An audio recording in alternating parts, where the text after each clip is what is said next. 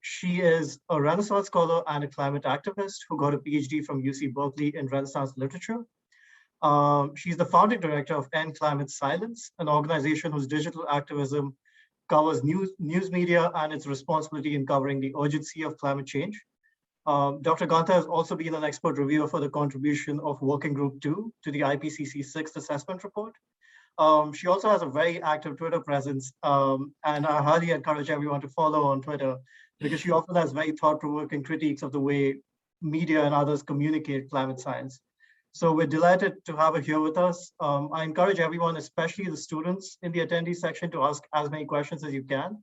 We try to squeeze as many questions as we can into the Q&A section. I recommend you use the chat box rather than the Q&A box so everyone else can see your questions. And with that, Dr. Guenther, the virtual floor is yours. Thank you so much for inviting me to speak today. It's a real pleasure to be with you all. What I'm going to do is speak for about half an hour, maybe 35 minutes, and then stop and take questions about what I've said today or anything else you might want to know about climate communication that I might be able to shed some light on.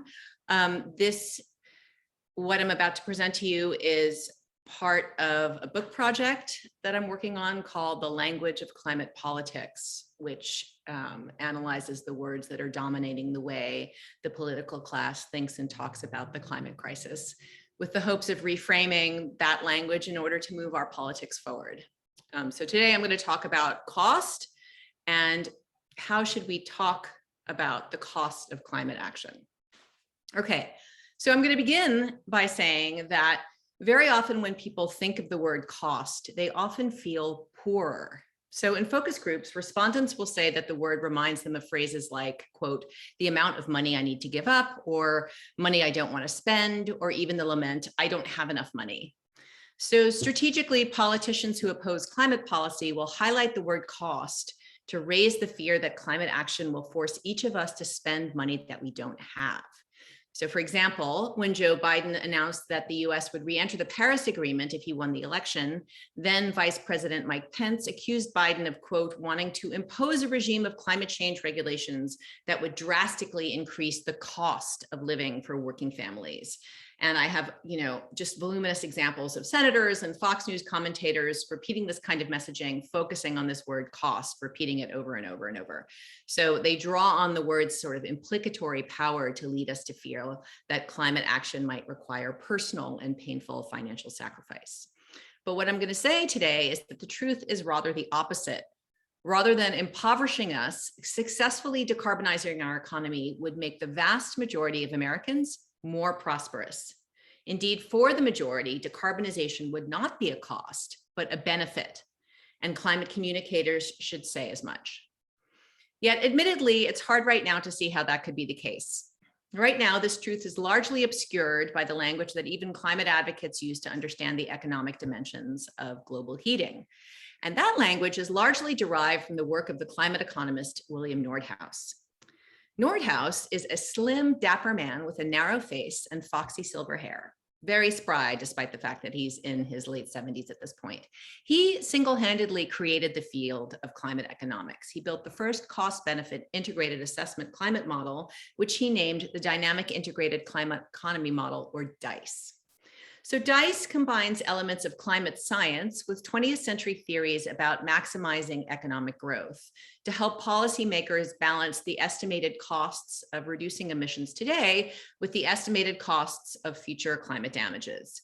So using DICE, policymakers attempt to calculate what Nordhaus called the, quote, optimal price trajectory for a carbon tax. This tax will supposedly drive consumer demand and other market forces to most efficiently decarbonize the economy, a la the invisible hand, at a speed that would maximize the wealth of future generations. So with DICE, Nordhaus recommends that the trajectory of a carbon price be a gradual slope, which is to say that he counsels policymakers to delay the full decarbonization of our economy and rather invest public resources in financial products and private resources too, I should add, in financial products with higher short-term yields than climate products. This way, the world can establish what he defines as the optimal balance between the costs of climate damages and the benefits of economic growth. In other words, retaining the fossil fuel-enabled GDP growth that would be achieved if we directed capital to its most productive uses. So for Nordhaus, the optimal price trajectory for a carbon tax would allow the world to heat up not the 1.5 or even the 2 degrees Celsius of the Paris Agreement, but around 3 degrees Celsius by 2100.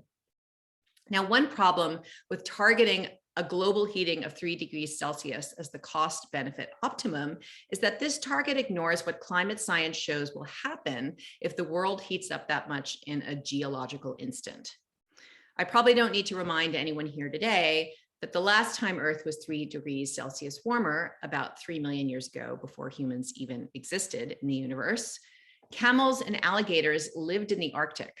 The coastline of what would become the eastern United States ended about 100 miles into what is now North Carolina, and much of the planet was barren savanna. If our economy heats up the planet 3 degrees Celsius by 2100, its current configuration will break down and be rearranged into something much closer to those Pliocene conditions, destroying the conditions in the Holocene on which our civilization was built. That is why the climate scientist Johan Rockström, for example, says that Nordhaus's approach is, quote, simply not aligned with climate science. And here I'm quoting Rockström again. It is an unequivocal finding in the natural sciences that a 3 degrees Celsius warming is a disastrous outcome for humanity. Now, I know that it sounds like I'm implying that Nordhaus is a sort of climate denier, and I really don't want to say that at all. Obviously, he acknowledges that climate change is real and that it's dangerous, and he is indeed trying to deliver the best outcome for humanity, given all the realities. But his work is built on certain assumptions that lead him to believe that heating up the planet 3 degrees Celsius after pre-industrial is in our best interest. So the first such assumption is that economic growth has the power to protect us from ecological devastation. As it has done in the past, this belief holds, economic growth will increase human welfare and ensure our survival in the future. His second major assumption is that growth is only marginally affected by climate damages. And he manages to model this assumption in DICE by omitting climate damages, which are known to science, but have not yet been assigned a dollar value by climate economists. So he omits damages to labor productivity and to the value of capital stock, including buildings and infrastructure. He omits damages to agriculture, to manufacturing, to mining, transportation, communication, finance, insurance, non-coastal real estate, retail and wholesale trade, and government services. He omits damages produced by climate-induced wars, coups, or social collapses. And finally, he omits climate system tipping points, as well as unlikely but nonetheless possible species-ending events that could be generated by climate breakdown. Now, the Columbia University economist Noah Kaufman, who's now a senior economist at the White House Council of Economic Advisors, says that to call the cost projections produced by these kinds of cost-benefit models the best estimate of costs without accounting for these omitted impacts is, and I quote Kaufman, a bit like counting up all the stars you can see in the sky and claiming the result is a best estimate of total stars. Nordhaus's low estimate of climate damages is important because on this low estimate rests his assessment of the cost of decarbonization. Nordhaus models those costs not as independent variables, but as some amount of economic contraction relative to the cost of climate damages. And because he imagines perpetual growth and only marginal climate damages, climate action in his model always seems less worth it or relatively more expensive than delay. Now, Nordhaus won a Nobel-prize for his work in 2018. And in his speech, he reaffirmed his recommendation that policymakers time the implementation and increase of a carbon tax such that our economy eats up by 3 degrees Celsius by 2100. But the paradigm in climate economics is starting to shift. In a field-changing 2015 paper, Marshall Burke of Stanford University and Solomon Xiang of UC Berkeley observed historical responses to temperature variability in order to update Nordhaus's damage function.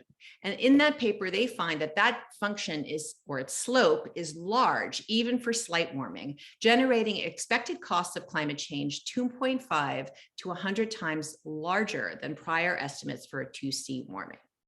Using this new damage function, the authors found that unmitigated warming is, quote, expected to reshape the global economy by reducing average global incomes roughly 23% by 2100 relative to scenarios without climate change. Now, a reduction in income around 23% is a collapse on the scale of the Great Depression, but this time global and permanent. A 2020 study by Chinese economists found similar things, showing that 3C of global heating will cost the world between 126 and 616 trillion dollars in the next 80 years, compared to 1.5 or well below 2 degrees Celsius. So $616 trillion is nearly double the amount of money that currently exists in the world, and it can be expected to simply evaporate in 3 degrees Celsius of global heating. Economists are also realizing that despite its overall wealth, America is oddly one of the countries that will be most damaged by climate breakdown. A 2017 study by Xiang and Bob Kopp, one of the authors of the federal government's National Climate Assessment, used what they called probabilistic and empirically derived damage function, and found that poorer US counties could lose up to 20% of their income over the lifetime of a child in an elementary school today, undermining the economic and political stability of our entire nation. A 2018 study, also authored jointly by economists and climate scientists, showed that the US has some of the highest exposure to climate damages on the planet, second only to India. Now, with some scientific reticence, Burke noted that 1.5 degrees Celsius global heating is likely, as he put it, to result in substantial economic benefits relative even to just 2C of warming. He projected foregone damages in the tens of trillions of dollars. Even economists using DICE have come to agree with this projection. Using the updated damage function and other empirical improvements, 2 2020 studies using DICE by independent teams of economists in Germany found that a temperature target below 2 degrees Celsius was optimal for the way it balanced the cost of decarbonization with the costs of climate damages. And when economists have added what they call natural capital into Nordhaus's model, they find that limiting temperature rise to 1.5 degrees Celsius is optimal. And this is, of course, the kind of economic modeling that informs the Paris Agreement. New cost effectiveness models are showing how we can meet those temperature targets much more cheaply than we could have imagined. One such model run calculated that just 1/10 of the COVID-19 stimulus spending already committed around the world, directed towards decarbonization during each of the next 5 years, would be sufficient to deliver the goals of the Paris Agreement and stop global warming well below 2 degrees Celsius. And one reason that climate action suddenly seems so affordable is that economists are increasingly modeling how technological progress, which is something, of course, you all know about, and the interactions between innovation and finance, what's colloquially known as learning by doing, lowers the costs of energy transitions. And we only have to look at the ongoing plunge in the price of computing power to see how such learning makes technology cheap. And as computers, so electric vehicles. In the past decade, the price of lithium-ion storage batteries has dropped almost 90%, despite the fact that the dominant climate models assumed electric vehicles would remain more expensive than cars with internal combustion engines all the way to 2100. At current trends, EVs will reach cost parity with fossil fuel cars in years, not decades or centuries. The price of utility scale batteries, a partial solution to the intermittency problem of renewables, has also plummeted, falling 70% between 2015 and 2018 alone. And of course, since the price of fossil fuels doesn't really follow learning curves anymore, we should expect that the price difference between fossil fuels and safe energy will only widen in the future. Indeed, American ratepayers will actually pay less for electricity when it's generated from safe energy sources. A study from the Goldman School of Public Policy at UC Berkeley found that if we decarbonize the grid 90% by 2035, we would cause electricity costs to drop by 10%. And this actually may be an underestimate because between 2010 and 2020, under Obama's Clean Power Plan, electricity costs have dropped 14%. Through his group, Rewiring America, the MacArthur Genius Fellow Saul Griffith found that a national transition to solar-powered, fully electrified homes with electric appliances replacing gas heating and cooking and electric vehicles replacing fossil fuel cars could save the average household up to a staggering $25,000 a year. Now that is a lot of money. Vice President Kamala Harris often noted during the 2020 election that most Americans don't even have an extra $400 on hand for emergencies.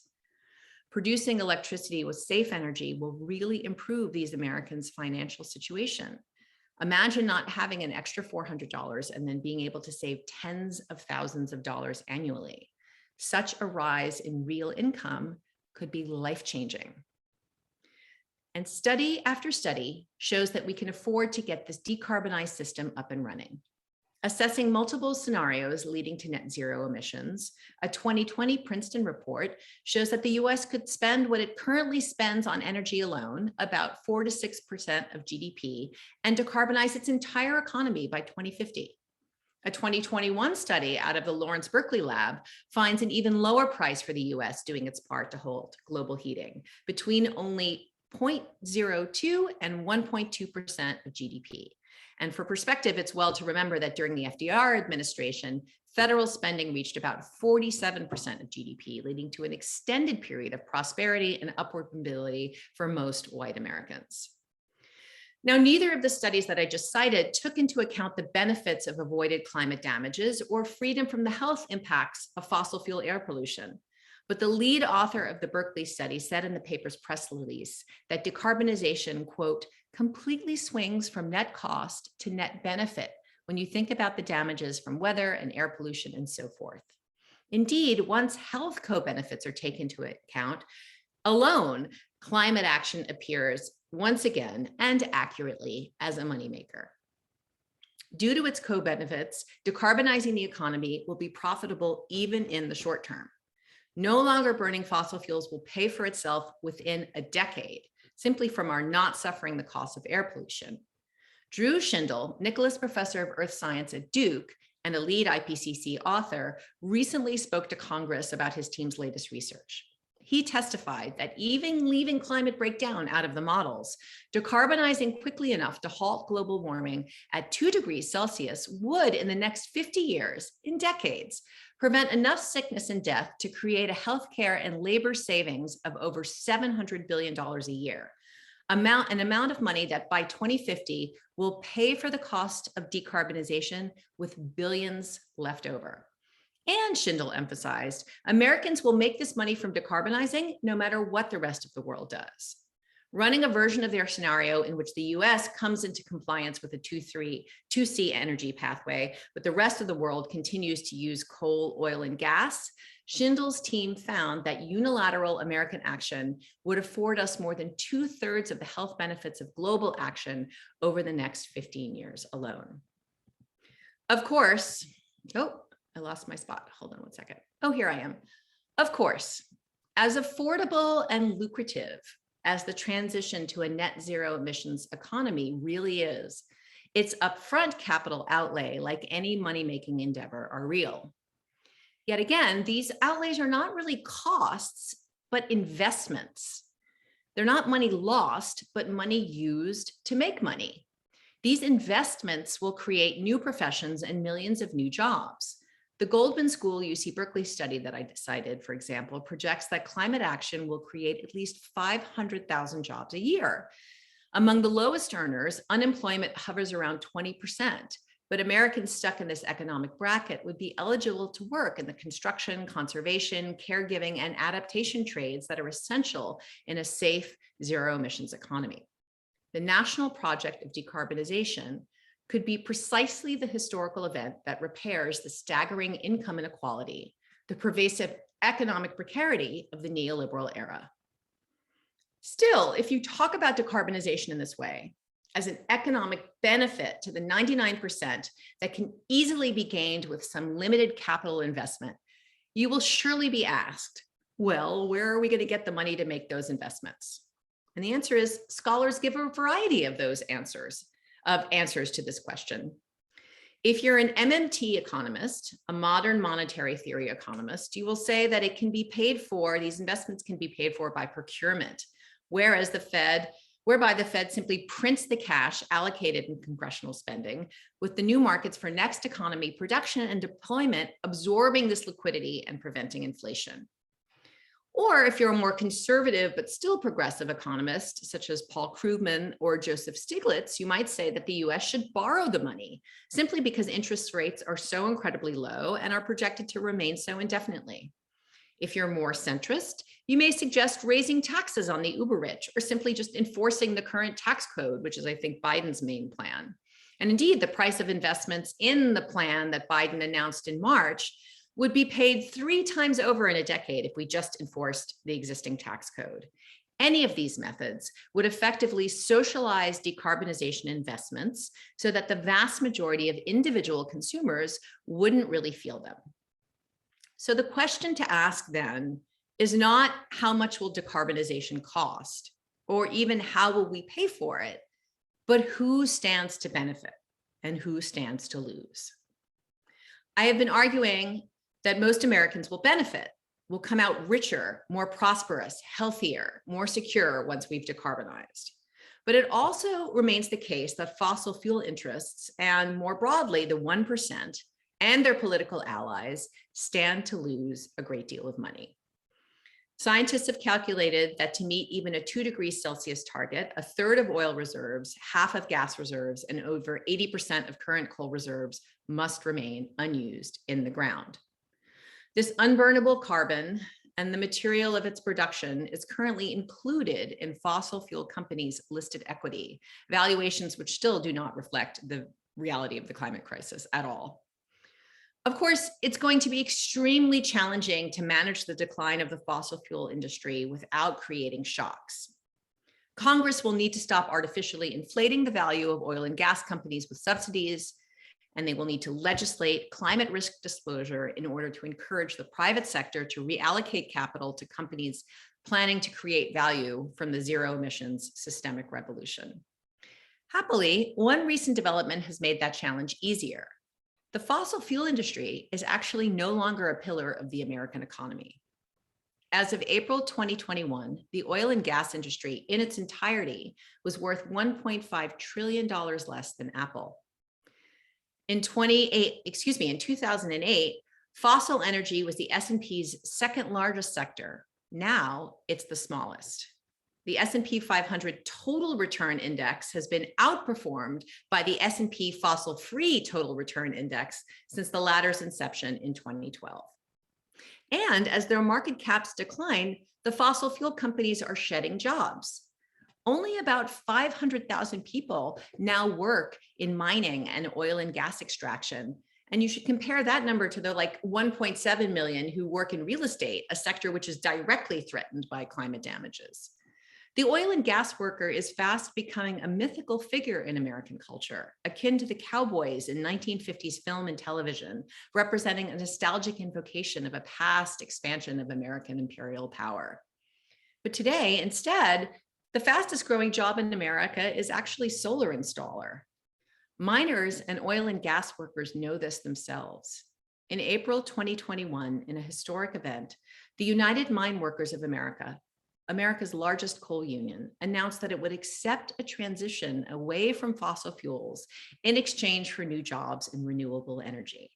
Its proposed transition plan asks the federal government to encourage safe energy development in former coal country, retrain miners to work in safe energy fields, and guarantee their wages, health insurance, and pensions during the transition. Weirdly enough, this is exactly the kind of systemic approach to climate policy that's set out by the Green New Deal. This systemic approach, centered on public investment that makes people's lives better immediately, will not only create new industries and new jobs and more prosperity, but will also ensure that no worker gets left behind in the safe energy revolution. It will ensure that we move to decarbonize our economy at the scale and the speed required to halt global heating, and it will make the majority of Americans healthier and more prosperous, more able to devote resources to their children and their futures.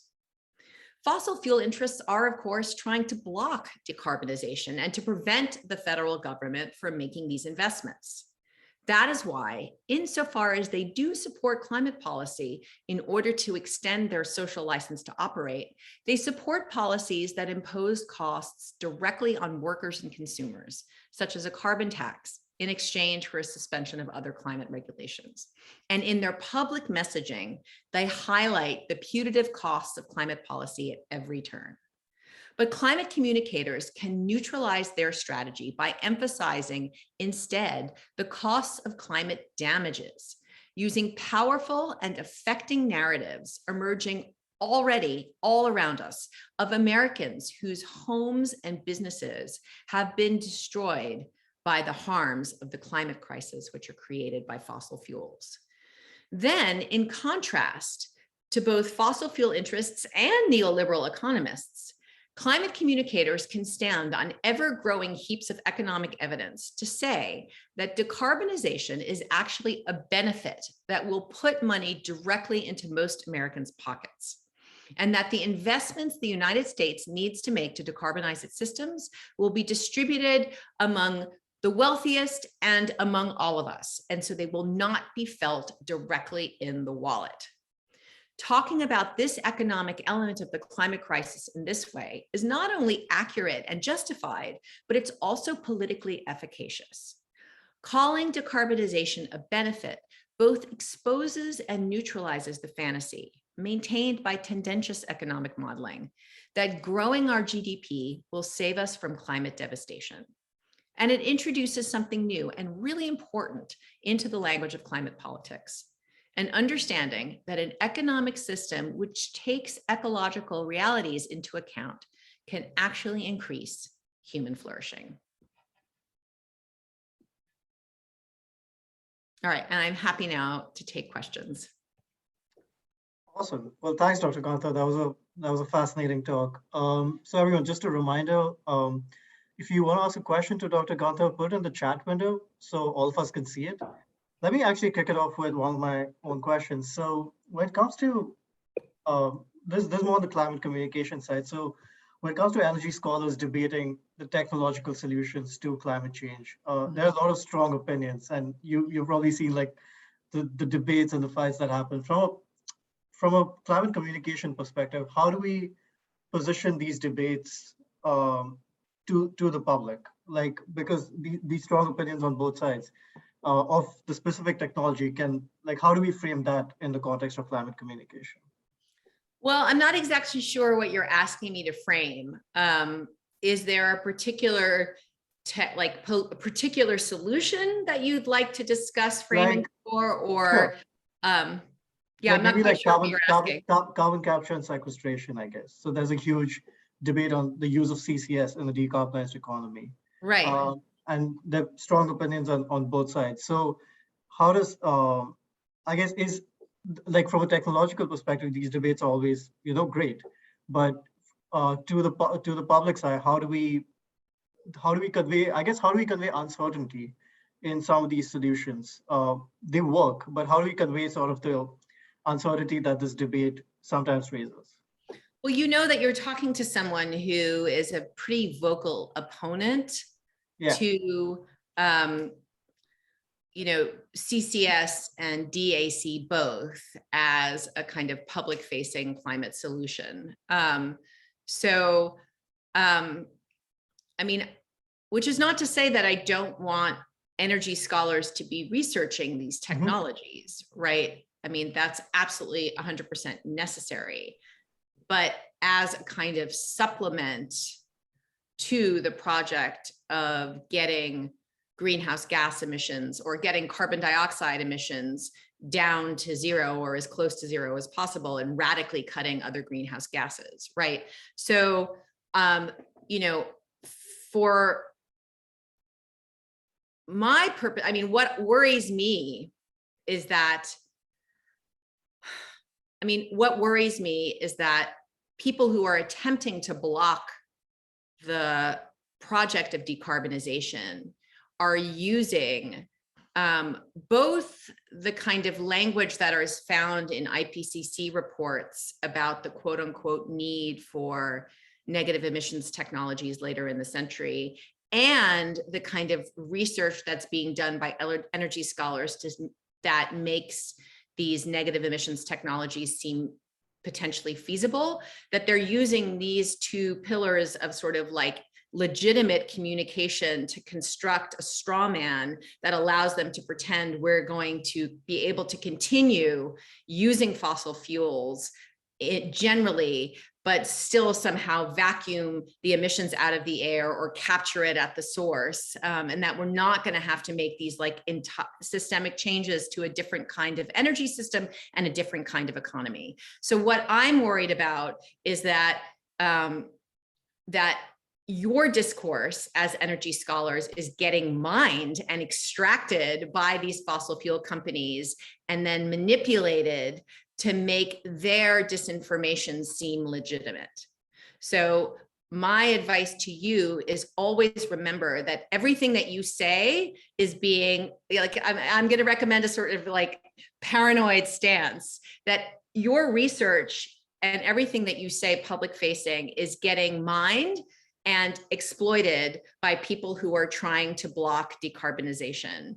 And so you have to frame your public communication about these technologies with that in mind. And you know, I haven't actually traced this out in an investigative way, but I can give you an example. So of course, we know that one of the public facing strategies of oil and gas companies in their disinformation is to suggest that decarbonization will occur when consumers make the right choices, right? So everyone's always like, you know, they always focus their public messaging on the carbon footprint and what they're doing to reduce their carbon footprint, both to make people feel guilty and overwhelmed, because of course you can't really bring your carbon footprint down to zero and still participate in the fossil fuel economy, which means the world, but also sort of to distract everyone from the need to keep the pressure on governments and businesses who have the resources and the infrastructure actually to make the changes.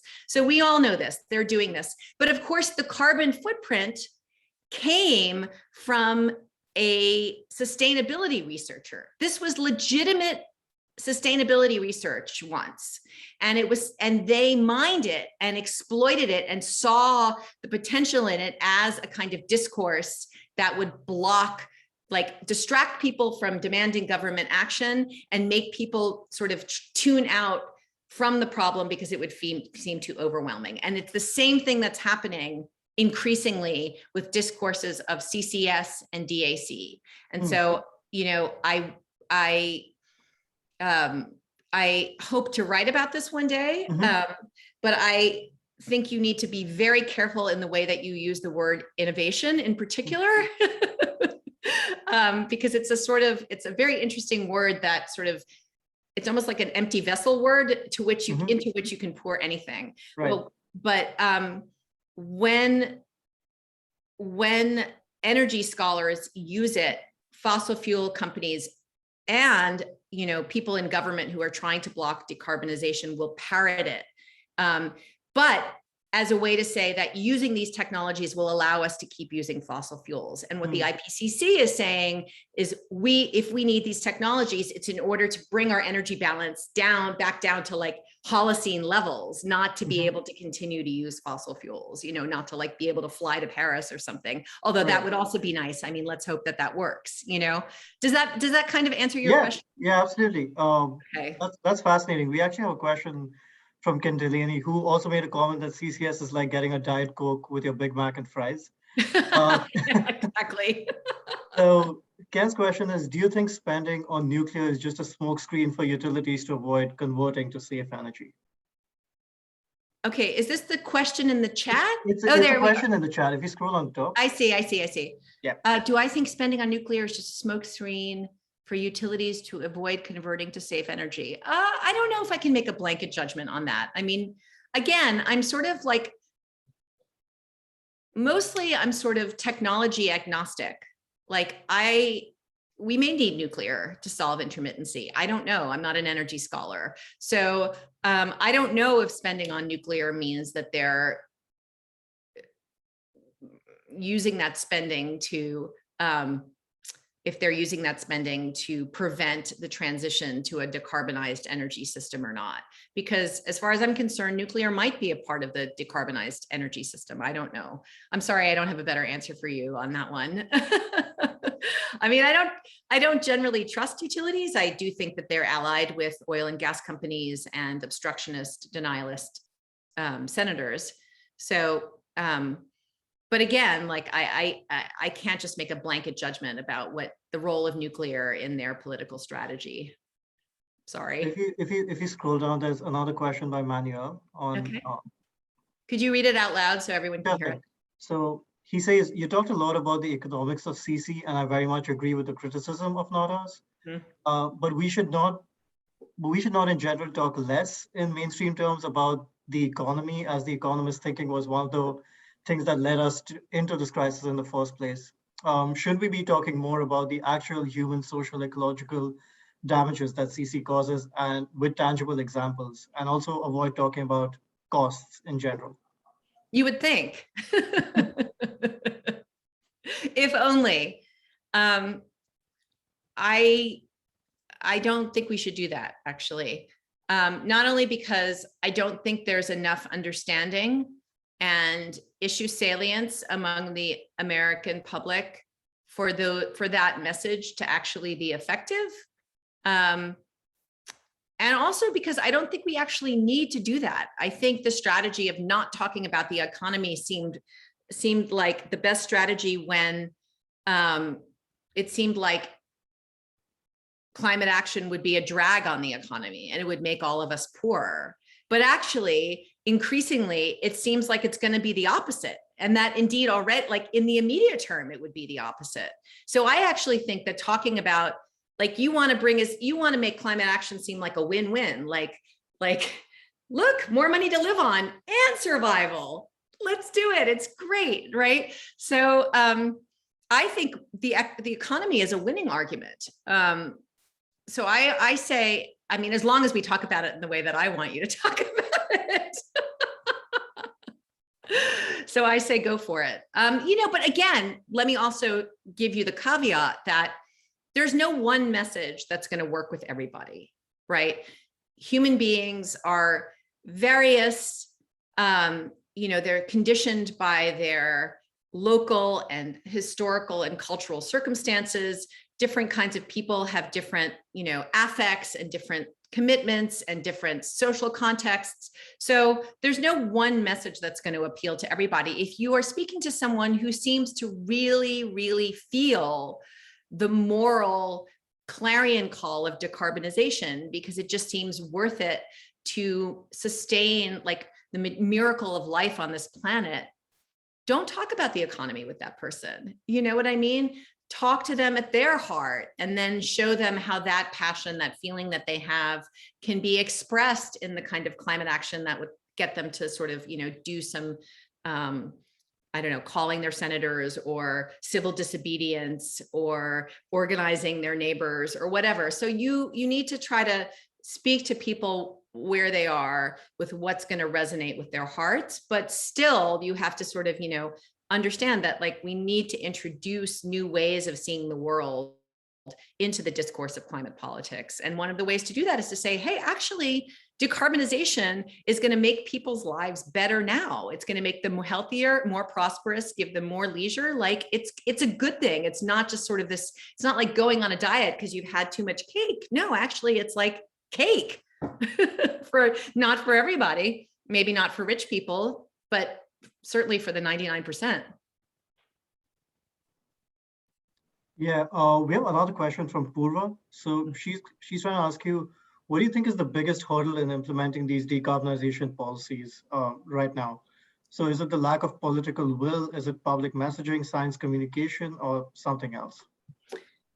I mean, you can't really, these things are overdetermined.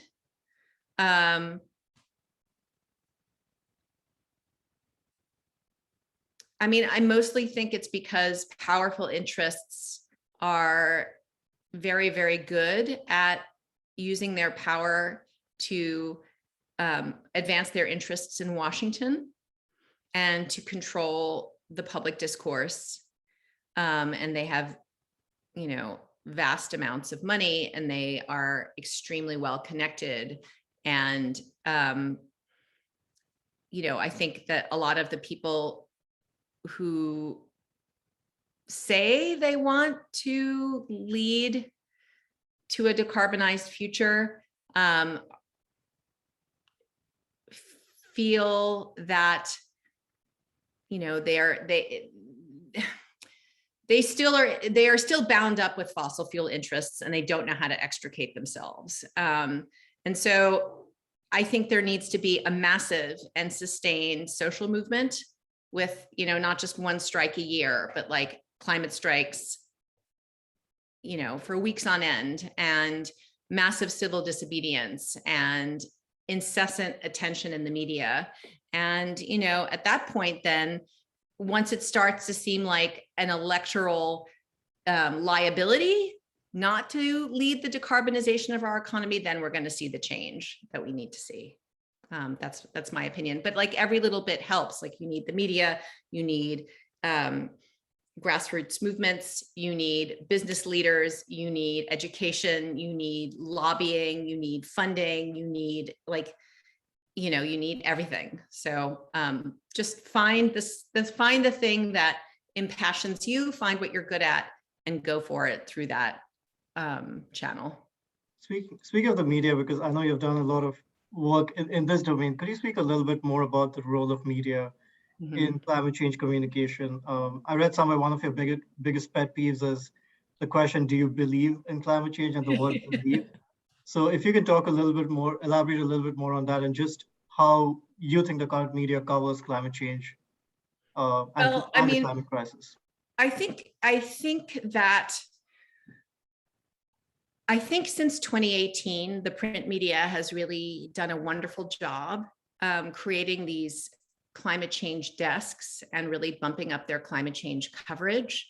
I think the New York Times has a spectacular group of climate reporters and does really excellent climate reporting, and the Washington Post also. And it's starting to become, with the national papers, it's starting to become like a regular element of the media diet. And it's relatively well done. Unfortunately, these newspapers are still not only running fossil fuel ads, but their brand studios, their advertising agencies attached to them, are writing fossil fuel advertisements and encouraging their readers to consume the very products that are causing global heating. So they too are, in this position where they seem to be part of the reality-based community who acknowledges and understands the gravity of the climate crisis and is even integrating it into their reporting, but are still sort of promoting fossil fuels as if the world could go on as it always was. So that's my take on the print media. I think the broadcast news media is doing a truly abysmal job. And I know that it's not because the producers and the anchors don't know anything about the climate crisis and don't know how to tell the story. They do. I think it's coming from the top, who are beholden to their advertisers, because cars and even fossil fuel companies are huge advertisers on the broadcast news. So we've done a lot of outreach directly to journalists and editors and producers and tried to sort of get them to change their practices. But ultimately, I think it's a problem for the executives, and it's a problem that will only be solved when fossil fuel advertising is banned or voluntarily renounced. Because right now the media has a conflict of interest, and it still shows in the coverage. So, and I'm going to be starting working on that. So stay tuned. Something big is launching soon. That's exciting. Um, we have two more questions. So Sure. I think one of the questions is from Chian. So she asks um, the 100% renewable target. So do you think it is necessary to achieve 100% renewable instead of reaching a balance between reliability and emission reduction? So is the 100% renewables sort of a North Star to get to, or how do you view that whole discourse? I mean, again, I'm not an energy scholar, Sure. so I really don't have the expertise to speak to that in any detailed way, but I can say that, you know, I'm someone who would be willing to give up, you know, I don't want hospitals to give up reliable power 24/7. Do you know what I mean? I don't want to create a dangerous situation for anybody, but I would be willing to actually not have electricity for a couple of hours a day and use, you know, solar powered lamps that I, put out somehow, like hung at the window during the day to gather solar power, which then I put on in the evening for a few hours. Well, maybe the power was off because, all I care about is halting global heating. Like, to me, I am willing to put up with like intermittency, unreliable power, as much conservation as you need me to do. Like, I just think it's like absolutely imperative that we halt global heating. Because I just don't think there's that electricity is worth destroying the miracle of life on this planet for. I just don't like, and I understand that it's, created a higher standard of living, and places like hospitals and other institutions need reliable, firm generation 24/7, and they shall have it. But I think for the rest of us, like, I don't know. I mean, I was a Shakespeare scholar before this, and their lives seemed completely, difficult in many ways, but also rich and fascinating and joyous and like everything you want out of life. And they didn't have electricity. So to me, I'm like, look, I think we're prioritizing the wrong thing. But I'm pretty extreme in that way. I don't know that a lot of other people share that feeling.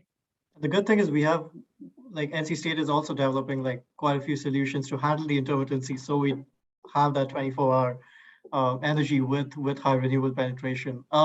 We have one question again from Ken. So Arnold Schwarzenegger recently framed the mask wearing as patriotic, and a way for Americans to be heroes. Do you have advice on how to make climate mitigation patriotic?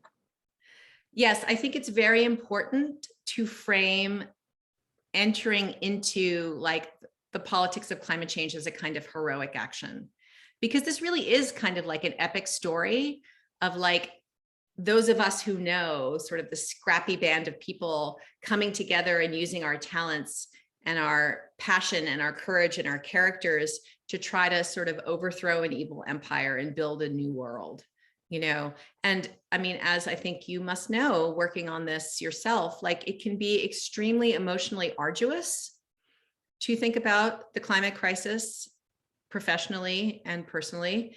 And it can be kind of isolating and alienating because you feel like you see something that most other people don't, and you care about this thing that other people don't, and you don't understand why they don't care about it as much as you do.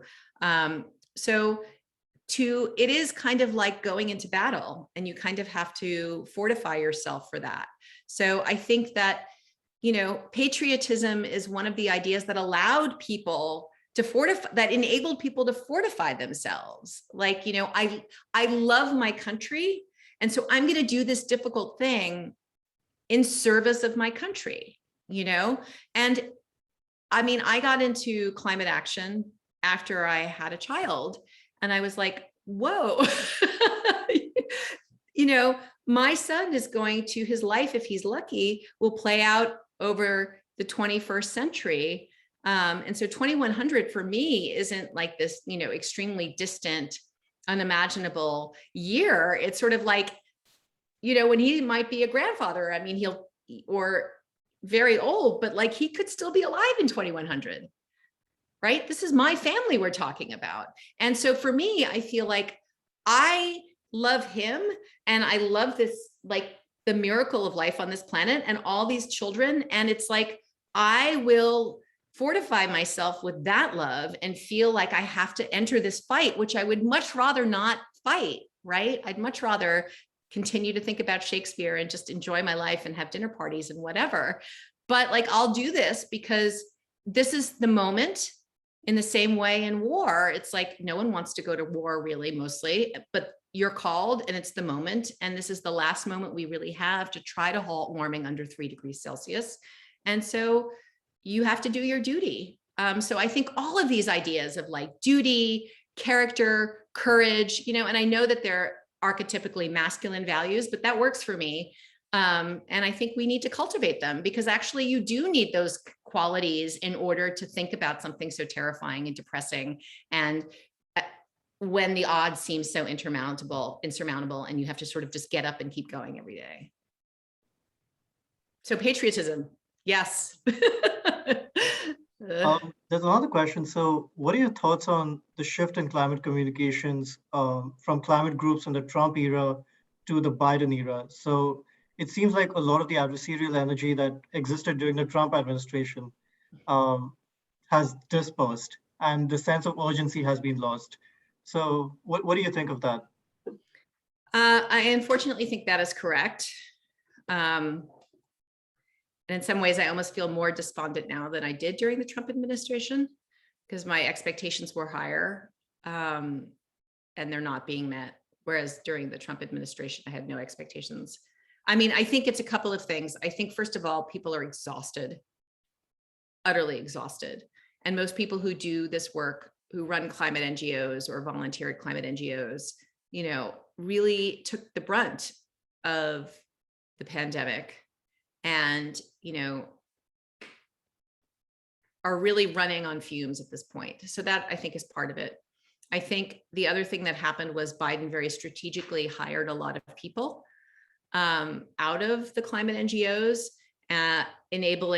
making everybody think that he was actually a climate president, and that by hiring the right people, we would get sort of climate policy throughout the federal government. So everyone sort of like stepped back and waited to see what was going to happen. I think Biden, maybe strategically, but maybe because he really didn't want to push climate, stopped messaging on climate as soon as he won the election and started messaging on infrastructure. And so everyone sort of got behind that messaging and was like, oh yeah, climate is infrastructure, you know, but actually lost the thread and lost the intensity. You know, but I think we're also just sort of waiting to see what happens with the reconciliation bill, right? So it's just been this kind of like pause where everyone's holding their breath, waiting to see what the Biden administration can get out of this Congress that he's been given. So I think that's part of what's going on also. I mean, from my perspective, I think that if the climate movement had continued to really push on climate and not just enfold it into infrastructure and make climate policy a jobs policy only from the get-go, I think a stronger outside game would have been better. But, you know, I mean, we're still doing laps around the track. We haven't crossed the finish line yet. So we'll see what Congress does, you know, in the last weeks of summer. Gotcha. So we have a couple of minutes left. So I think the last question I want to ask you is, what advice would you leave with for the students on the talk today and for the future or their work or just in terms of communication? What advice would you leave them with? I would say the first important thing is to, if you're in a one-on-one conversation with someone, in one-on-one conversations, I think the most important thing is to listen and to validate people's feelings about the climate crisis, even if they feel doomed, even if they say they feel doomed. My first impulse, for example, is always to be like, no, we're not doomed. Don't say that. Like, you know, obedient, like despair is obedience, you know, you must fight. But that, like, what they're conveying, I think what people who say they feel doomed are conveying is like the enormity of the realization of what the climate crisis could do and how frightened they are. And so I think you need to spend at least 30 seconds to 2 minutes in that space with them and acknowledge that it feels like we're doomed, you know, and just stay there. And then say, even if we pass the Paris Agreement targets, every 10th of a degree will save the lives of millions. Like, it's never too late to stop global heating, ever. And you never know when that shift will come. So we just need to keep fighting and then give them something to do. So that's the structure for me of those personal conversations. I mean, for me, all I hear from my friends is we're doomed, and our acquaintances. So stay with that feeling of grief, despair, fear, validate it, connect there, and then say, even if we pass Paris, every 10th of a degree matters. It's never too late to halt global heating. And then give an action, leave them with a sense of like a task or a sense of efficacy, or, you know, and that will depend on who they are, what they like to do. If they're young, you can connect them to Sunrise Movement. If they're older, maybe climate reality. Like, so that's that. If you're giving a longer speech or speaking to a public, generally my strategy is to try to produce 3 different emotions simultaneously. The first one is fear, so that they understand the gravity of the crisis. And the second one is anger or outrage at the people who are blocking decarbonization, which can fuel action and balance the sense of disempowerment from fear. So fear and outrage, but also then courage, right? This, and I don't think it's about hope necessarily, because hope comes after action. And in some sense, it doesn't matter if you have hope. You have to like do your duty, whether you have hope or not. So the last thing to leave people with is a sense of courage and purpose. Like, every 10th of a degree matters. I can do this. There are other people and I'm not alone, and we can do this together. So that's my sort of general advice for people on how to approach other people when you're talking about the climate crisis. Awesome. Well, thanks, Dr. Guenther, and I'll let Emily close out for the Energy Club. Okay. Hey, everyone. Let me bring up one.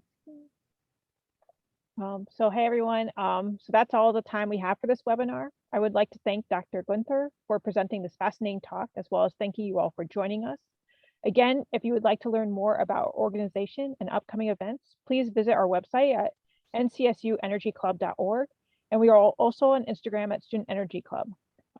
Thank you again for attending, and I really enjoyed this talk. Thanks very much. You're welcome.